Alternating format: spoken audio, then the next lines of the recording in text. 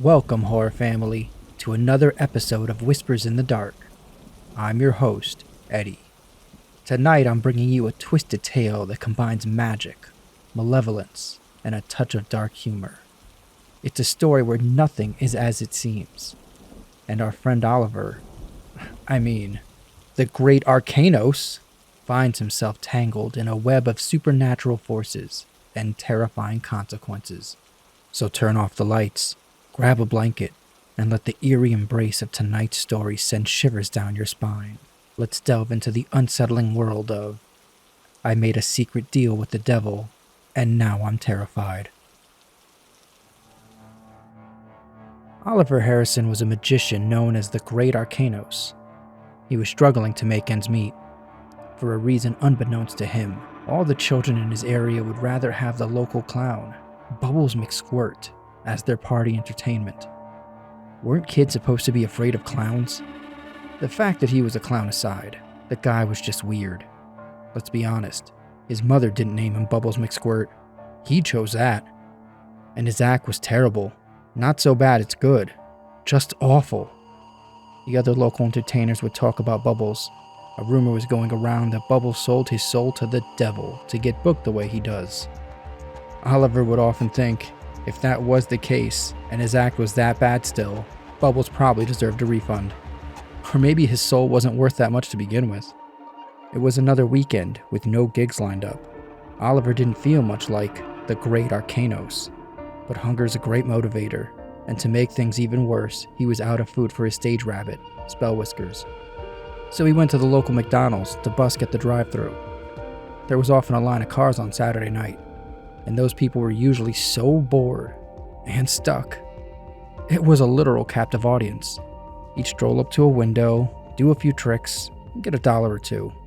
If the car was full of kids, he might get a $5 tip from an exhausted mom. While he never reached anything like it, he heard people say it was possible to make $60 an hour working a good McDonald's drive-thru line.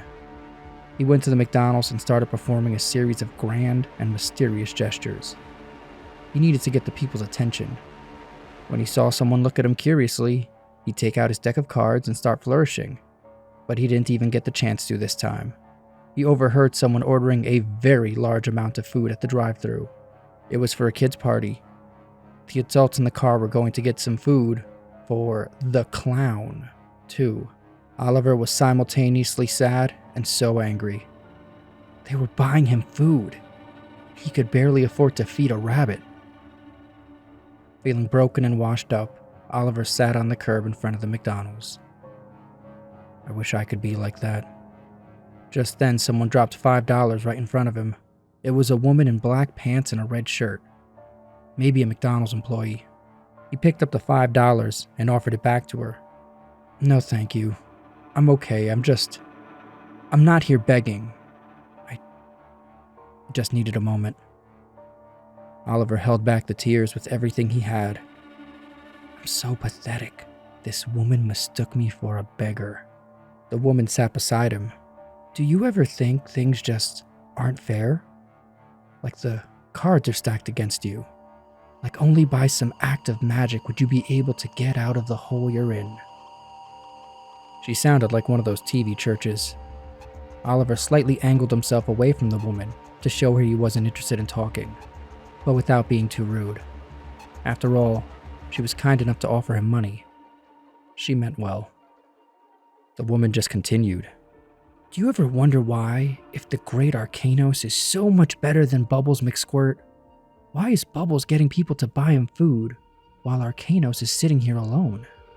Now she had Oliver's attention. He looked at her curiously. I'm here to make you an offer, Oliver. Oliver got up and dusted himself off. A job? I'll take it. What is it? I'm great with kids. Also, I'm excellent for adult gatherings. I have this one trick. The woman cut him off. You're enthusiastic. That's good. But I'm not just offering you a job. I'm here to offer you a trade. I'm in acquisitions. She handed him a matte black business card. In red, the words, Senior Soul Commodities Executive, appeared. Oliver was furious now. What was this? Some kind of sick joke his friends put together? He aggressively walked past the woman, and she quickly followed him. This isn't a joke, Oliver. Yeah, because it isn't funny. Oliver, please. She pulled out $200 and handed it to him. He froze. Now he was really confused. That's yours just for hearing me out. He checked the bills. As far as he could tell, they were 100% real. You want things to change. You feel it's all been unfair. You don't believe in heaven or hell. You are an ideal client for me. Oliver put the money in his wallet, where the woman wouldn't be able to get it back. For $200? Okay, I'll play this game. What would you need? Do I need to cut myself and sign in some blood? Do I get a guarantee? If the hocus pocus you offer doesn't work, I might want a refund. The woman giggled. Oliver, no demon has required a contract signed in blood for years. Not since Mont Blanc started making fountain pens. It's just a standard contract. It's not even for your soul. Your soul is just the collateral. You have to do 1 2-hour show a month for 3 years. We'll provide you the clients. Don't even worry. During these shows, you give the devil permission to take control of your props. Not you. Just your equipment. That way he can make your magic even more magical. If you do this, you are guaranteed $10,000 a month for the 3 years. If you decline a job, we get your soul. Do I need to follow a script or... No, your acts are fine. We just need your permission to make them legendary. Did I mention there's a sign-on bonus? $10,000 right here, right now to start. The woman pulled out a stack of hundreds. If not, you can go home with your $200 or maybe go back to McDonald's and busk for a while. Oliver quickly signed the paper. The woman handed over the cash and began walking away. We'll be in touch. Get yourself some nice clothes and some food for little Spell Whiskers. Oliver bought some necessities, rushed home, ate a big meal, and went to sleep. The next morning, he woke up to a phone call. It was from the woman. Wakey, wakey. We have a show lined up for you today, in the city. We have some big-time clients we want you to take care of. Oliver began to panic. I don't have anything ready. I need to prepare. You'll do fine. Make sure you're there by 11 o'clock. You'll be the lunch entertainment. Bring all the magic tricks you have. Oliver wanted to make a good impression. He didn't fully understand what was going on, but he understood that he didn't want it to stop. He went to the address and reported to the conference room on the top floor. He began to prepare for his act. A bunch of uptight businessmen watched him curiously, like if he didn't belong there. But Oliver didn't care. He was about to make $5,000 an hour. By the time 11 o'clock hit, he was ready. He sat down his magician's hat on the table and started flourishing with his cards. The thing about cards is they can tell a story. As he did this, the men started looking at his hat. Oliver looked over, and Spell Whiskers was peeking out of it, kind of comically. Hey, it's not your turn, Oliver said jokingly. Spell Whiskers looked at him, surprised, and quickly disappeared into the hat. Oliver started again. The thing about cards is, they can tell and all at once the men in the room began laughing. Again, Spell Whiskers was poking his head out of the hat, looking back and forth between the businessmen and Oliver. Oliver, wanting to play along, put down the cards, put his hands high on his hips and said, Now I told you once already, Spell Whiskers, it's not your turn yet. And again, Spell Whiskers disappeared into the hat. The businessmen started asking for Spell Whiskers back. Come back, Spell Whiskers, come show us a trick. We want Spell Whiskers. Oliver raised his hands. If the people want Spell Whiskers, the great Arcanos will give them Spell Whiskers. Come out, Spell Whiskers. But the rabbit did not come out. He picked up the hat, looked inside.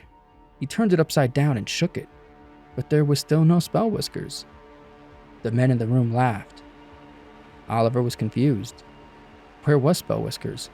He put the hat down on the table and started checking underneath it in case his little friend somehow ended up there. As he was under the table, the men in the room began laughing hard. Spell Whiskers was again popping his little white head out of the hat. The men started bidding Spell Whiskers to come out. Come on out, Spell Whiskers, they all chanted. Oliver laughed to himself on the floor. He figured he'd give Spell Whiskers a few moments to ham it up. But suddenly, the room was filled with screams. Oliver was terrified, so he remained hidden under the desk. In a few moments, the screaming stopped. He cautiously got up from under the table. Everyone was dead. There was blood everywhere. Spell Whisker's beautiful white coat was covered in red. Oliver couldn't believe his eyes. Spell Whiskers hopped over to him, looked at him sweetly as he always had, and jumped into the hat, disappearing again. Just then, the woman in red appeared beside him. "Bravo," she said. "This was perfect. You killed. And here's your payment, $10,000. Oliver was stunned. He took the envelope of money and went home.